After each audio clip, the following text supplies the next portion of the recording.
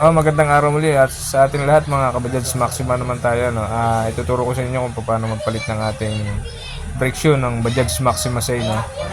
Medyo malaki ang pagkakaiba nito kaysa doon sa natural na Bajaj. No, medyo may kahirapan 'tong magpalit ng brake shoe ang Bajaj Maxima, no. So kaya ituturo ko sa inyo kung paano para ng pagpalit ng brake shoe ng ating Bajaj Maxima, no.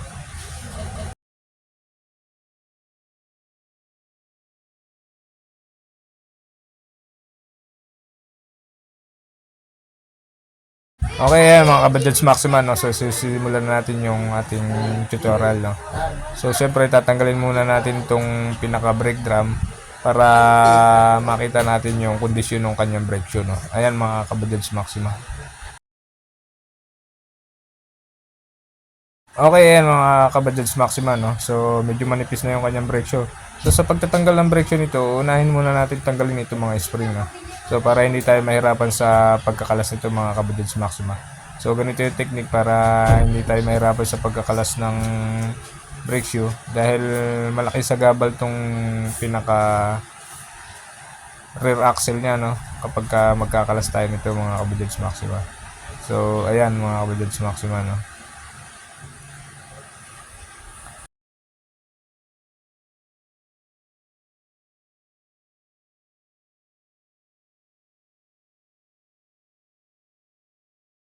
Ang brake cable nga pala nitong Bajaj Maxima mismong dito sa brake shoe nakakabit, ayan mga ka-Bajaj, no, sa loob. So ito yung pagkakaiba niya dun sa natural na Bajaj na nasa labas yung kanyang arm ng brake cable o yung parking cable, no. So ayan mga ka-Bajaj Maxima, nakalasa na natin yung ating brake shoe na papalitan. So ipapakita ko naman sa inyo kung paano maglagay ng ating brake shoe kit, no, dito sa ating brake panel. Ayan mga kabadyan, siyempre uunahin muna natin tong pinaka cable ng ating parking brake, tapos ilalagay na natin yung ating brake shoe kit, then ilalak na natin. So unahin natin ilak para hindi siya umiigas mga ka-Maxima, no. So ganito yung simple tips ko sa inyo kung paano magpalit ng ating brake shoe kit ng ating Bajaj Maxima, no. So ayan, ilalagay muna natin yung isang brake shoe na nakakabit yung parking brake. So saka natin ilalak, no. Ayan mga ka-Maxima. So isusunod natin yung kanyang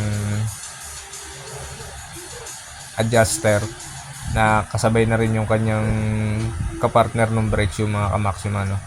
So ayan, ito yung kanyang adjuster. So ilalagay na natin yung adjuster, tapos yung pinaka maliit na spring, no. So para hindi bumitaw yung pinaka adjuster o hindi malaglag, ilalagay na natin yung isang spring na maliit. So ayan mga ka-Maxima.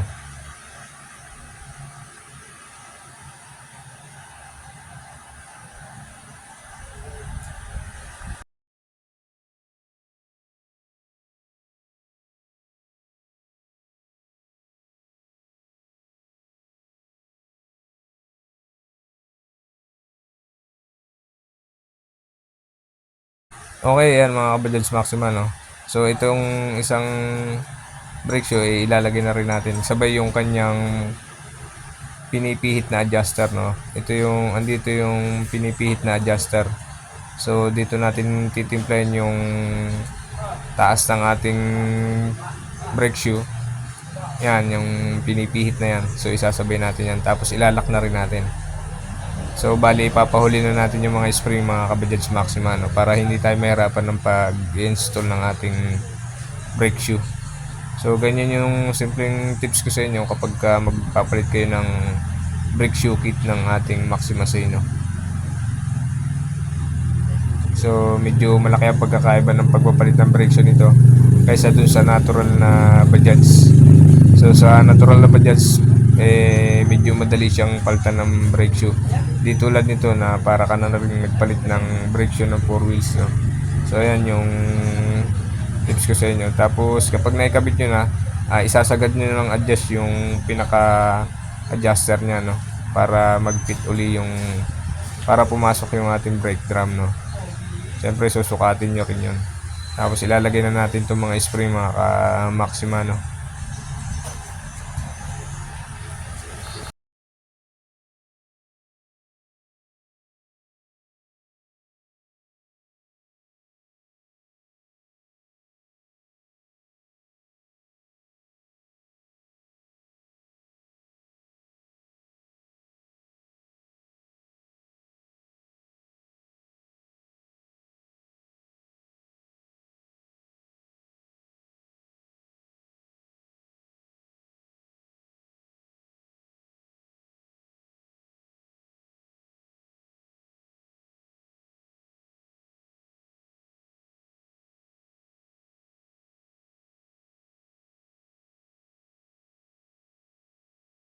Okay, yan mga Kabajads Maxima, no, nailagay na natin yung mga spring. So ibabalance na lang natin yung ating brake shoe.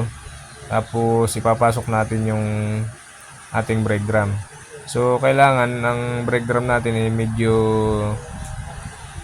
masikip ang ikot, yung medyo may sikip siya ng ikot, no, para hindi malalim ang ating preno, no. So itetesting natin kapag medyo maluwag, i-adjust natin pabalik yung ating adjuster. So ayan, medyo maluwag pa siya, so a-adjustan natin yung pinaka-adjuster para bumuka yung ating brake shoe, no, ng konti. So ayan mga kabajads, no. So kung mapapansin nyo, may pinipihit ako dito sa parte dito. So yun yung pinaka-adjuster. Diyan ina-adjust yung ating brake shoe kapag nanipis na, no. So ito nga pala hindi nag-a-adjust ng kusa. Kapag nanipis ang inyong brake shoe, manual yung i-adjust yan mga kabajads Maxima, no. So ayan, padalawang adjust na natin to, no, para medyo mababaw ang ating preno. So siyempre i-adjust natin ng tama, o yung saktong-sakto lang doon sa pinakapasok ng brake drum, yung hindi siya masyadong maganit at hindi naman siya masyadong maluwag. So ayan mga ka-Maxima, no.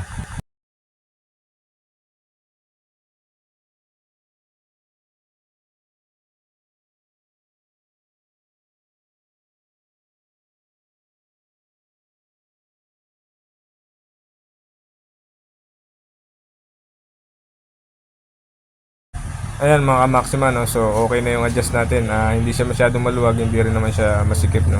So tamang-tama lang, o sakto-sakto lang siya. Para pagtapak natin ng preno, mababaw siya. So ayan mga ka-Maxima, no. Kasi itong adjuster ng ating Maxima hindi siya nag-auto adjust, hindi kagaya ng Bajaj RE na auto adjust siya. Nagkukusya siyang umadjust kapag kailangan na niya mag-adjust. Ito manual nating i-adjust to mga ka-Maxima, no. So ayun yung simpleng tips ko sa inyo kapag mag-adjust kayo ng brake shoe ng ating Maxima, no.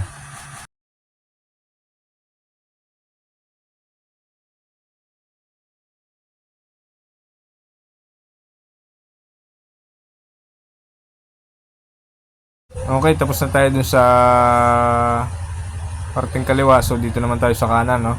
So ito nga pa lang mga brake shoe ng ating Maxima magkakaiba, no. Merong pang kaliwa, may pang kanan, at merong pang unahan. Nagkaiba to dahil dun sa kanyang arm ng brake cable, o yung parking cable, no. So dito naman tayo sa kabila, sa kanan naman tayo mga ka-Maxima. So ganun, same process lang din ang gagawin natin kapag magpapalit tayo nito. So parehas lang ng proseso, kaya lang magkaiba ng brake shoe to. Iba yung pang kaliwa, iba yung pang kanan, at iba rin yung pang unahan. So ayan, medyo manipis na talaga. So kailangan ng palitan, no. So ganun pa rin yung gagawin natin. Tatanggalin muna natin yung spring, then saka natin tatanggalin yung lock, tapos isusunod natin yung parking cable, no. So ayan mga ka-Maxima, no.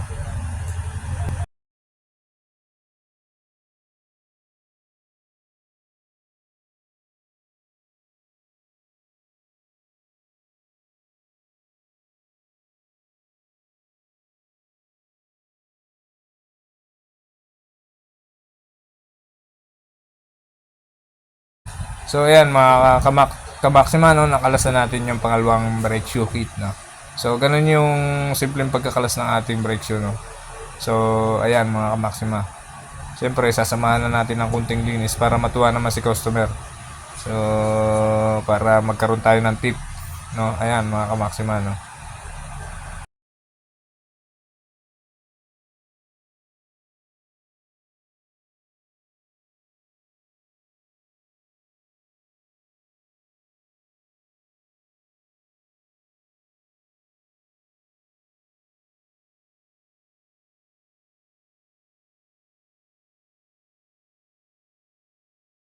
Okay, mga kamaksi, no? So, same process lang kagaya nung kabila. So, unahin natin yung parking cable natin, no? Tapos, ikakabit na natin yung ating brake shoe. Then, ilalak na natin. So, pareho-pareho lang ng pagkakabit doon sa kabila, no? Ayan, mga kamaksi, para hindi tayo mahirapan magkabit. So, siyempre, unahin natin yung parking brake dahil nasa loob yan.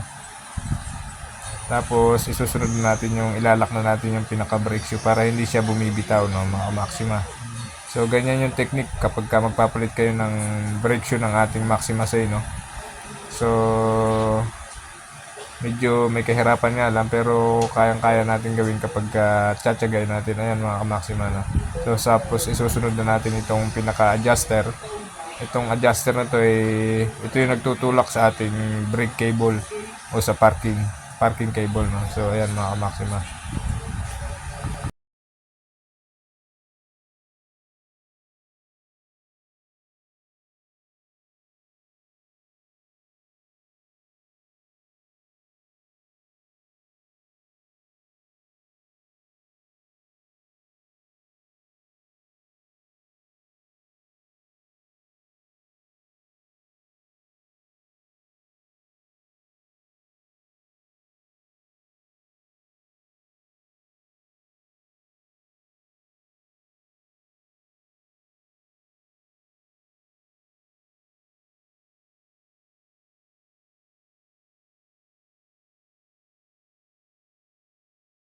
Okay, mga Max, no, remind ko lang kapag magpapalit kayo ng bagong brake shoe kit, no. So isasagad nyo yung pinaka-adjuster niya, isi-0-0 nyo ulit siya para hindi kayo mahirapan pagbabalik ng brake drum, mga kamaksi, no. So ayan, naikabit na uli natin yung primary na spring. So isusunod natin yung secondary spring niya, mga kamaksi.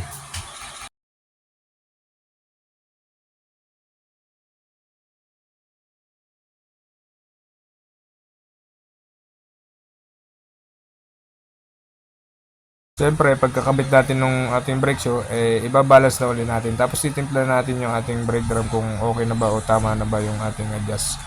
So ayan, mga kamaksima, no. So yun yung simple tips ko sa inyo kapag magpapalit kayo ng brake shoe ng ating Maxima Say, no.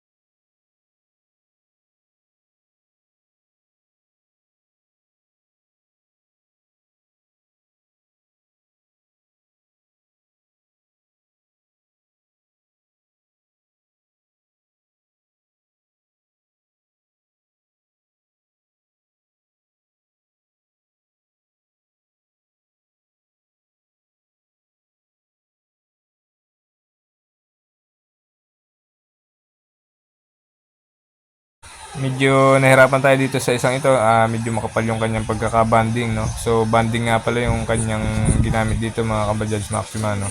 So ayan, okay na. I-adjust lang natin ng konti, no, para sakto-sakto yung hindi masikip at hindi naman masyado maluwag yung kanyang brake drum, no. So ayan, okay, mga kamaksima, no. So ayan, okay na yung kanyang brake shoe, no, mga kamaksima, no. So yun yung simpleng tips ko sa inyo kapag magpapalit kayo ng ating brake shoe ng Maxima Say, no. So ito yung tutorial natin para sa brake shoe ng ating Maxima Say.